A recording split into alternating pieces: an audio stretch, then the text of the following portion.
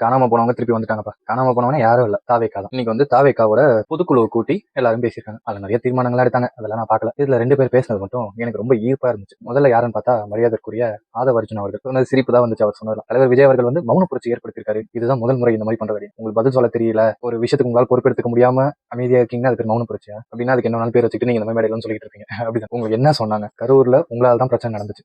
அடிப்படை காரணம் நீங்க தான். 80 விழுக்காடு காரணம் நீங்க தான். 20 விழுக்காடு வேணா காவல்துறை மேல சொல்லலாம். அவங்க வந்து சரியா பாதுகாப்பு கொடுக்கலன்னு நீங்க சொல்ல வேண்டியதுதான் சொல்லிக்கலாம். ஆனா 80% நீங்க தான் காரணம். நீங்க தாமதமா வந்ததா இருக்கட்டும், சூக்கோ வண்டியை சுத்தி என்ன நடக்குதுன்னே தெரியாத அளவுக்கு நடந்துக்கிறது அதுவா இருக்கட்டும், இன்னும் இந்த மாதிரி அடிக்கிட்டே அதுக்கப்புறம் இன்னொன்னு சொன்னாரு, 10 வருஷம் நான் வந்து திமுக உழைச்சேன், அதுக்கு நான் இப்ப பாவ மன்னிப்பு கேட்டுக்கிறேன். பரவாயில்லையே, உண்மையை ஒத்துக்கிட்டீங்க. திமுகன்றது ஒரு தீய சக்தி, அவங்க அந்த கட்சி சரியில்லை, அதுக்கு வேற மாற்றா இவங்க வராங்க போல, அப்படிதான் இதுதான் அடுத்த வரும் நினைச்சேன். அதுக்கு நான் பாவ மன்னிப்பு கேட்டுக்கிறேன், இப்ப நான் நல்வழியில செயல்படுறேன் அப்படி இப்படிதான் சொல்லுவார் நினைச்சேன். ஆனா அடுத்தவங்க சொன்னாரு பாருங்க, விஜயே வந்து அதுக்கு இதாயிட்டாரு. அப்படியே ஐயோ இவரை என்ன பேச விட்டோன்ற அப்படி ஒரு சங்கூச்சமான நிலைக்கு விஜய் வந்து தள்ளப்பட்டார். போன 2021 சட்டமன்ற தேர்தலில் விஜய் அவர்கள் வந்து ஒரு சைக்கிள் வந்து ஓட்டு போட வந்திருப்பாரு. அப்ப எல்லாரும் சொன்னது என்னன்னா, இது சிகப்பும் கருப்பும் கலந்த ஒரு கலர்ல இருக்கு இந்த சைக்கிள், அப்ப திமுக ஆதரவு தெரிவிக்கிறார் விஜய், அதனால அப்படி வந்திருக்காரு. நிறைய டீ கோடிங்ல அப்படிதான் சொன்னாங்க. நிறைய எதுவும் சும்மா சொல்றாங்க, அவர் என்னப்பா அவர் அப்படிலாம் கிடையாது, அவர் படம் வர படம் நடிக்கிறாரு, ஒரு 4 கருத்து படத்தில் சொல்ல போறாங்க. ஏன்னா அன்னைக்கு இருந்த விஜய் அவர்கள் அவ்வளவுதான் இருந்தார். இன்னைக்கு ஆதரவு சொல்லும் போது தான் தெரியுது, அன்னைக்கு ஆதரவு கொடுக்கறதுக்கு தான் அவர் அப்படி பண்ணியிருக்காரு.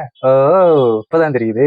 போன வருஷம் வரைக்கும் எனக்கு தெரிஞ்சு அப்படிதான் இருந்திருப்பீங்க. ஒரு வருஷமா தான் எனக்கு தெரிஞ்சு கட்சி ஆரம்பிக்கலாம் அப்படிலாம். அது முன்னாடி வரைக்கும் அந்த பக்கம் தான் உங்களோட சப்போர்ட்டே இருந்திருக்கு, அப்படிதான் பண்ணவும் செஞ்சிருக்கீங்க. சரிங்க தலைவர் அவர்களே, அடுத்த தலைவர் விஜய் அவர்களுக்கே வருவோம். வழக்கம் போலதான் அந்த பொதுக்குழு வந்து கிட்டத்தட்ட ஒரு 3 மணி நேரம் நம்ம நடந்திருக்கு போல. அந்த வீடியோல 3 மணி நேரம் இருக்கு. ஏன்னா தாவேக்காவின் வலையொலியிலே அதை ஒளிபரப்பு பண்ணியிருக்காங்க. மொத்த நேரம் பாத்தீங்கன்னா 3 மணி நேரம் இருக்கு. அதுல வந்து ஆதவர்ஜுனா கிட்டத்தட்ட 1 மணி நேரம் நம்ம பேசியிருக்காரு. விஜய் அவர்கள் வந்து கடைசி 20 நிமிஷம், நான் ஒரு கட்சியில இருக்கேன்னா தலைவன் பேச்சுக்கு தான் எதிர்பார்த்துட்டு இருப்பேன். தலைவன் பேசுறதுதான், தலைவன் சொல்றதா அப்படின்னு. விஜய் அவர்களின் இயல்பான கேரக்டர் வந்து பொறுமையா பேசக்கூடியது. நீங்க அதே மாதிரி பொறுமையாவே 3/4 மணி நேரம் பேசிருக்கலாமே. உங்க தொண்டர்கள் தானே, கண்டிப்பா கேட்க தான் போறாங்க, உற்சாகம் அடைய தான் போறாங்க. ஆனா நீங்க கடைசி 20 நிமிஷம் தான் பேச முடியும் பண்ணீங்க. சரி 20 நிமிஷம் பேசுங்க. 20 நிமிஷத்தை பேசி நீங்க என்ன பண்ணிருக்கணும், தார்மீக மன்னிப்பு ஏத்துக்கிறோம், எங்களால எங்க பக்கமும் தப்பு இருக்கு அப்படின்னு சொல்லிடணும். ஆனா நீங்களும் சரி, ஆதவர்ஜுனாவும் சரி, யாருமே அதுக்காண்டி மன்னிப்பு ஏத்துக்கிற மாதிரி தெரியல. ஒரு தார்மீகமா எங்களை மன்னிச்சிருங்கன்னு அந்த ஒரு மன்னிப்பு கேட்கற மாதிரி தெரியல. அப்போ கூட நீங்க வந்து திமுக மேலதான் ஒரு குறை சொல்ல, அதெல்லாம் நீங்க நிலைப்பாடு எடுத்ததா இருக்கட்டும், அதெல்லாம் கூட சரிதான். தெரியாது உங்களோட அரசியல் இது, அதெல்லாமே வரவேற்காம இருக்கலாம். ஆனா கரூர் நடந்ததுல வந்து நீங்க ஒண்ணுமே அதுக்கு ஏத்துக்கிற மாதிரியே தெரியல.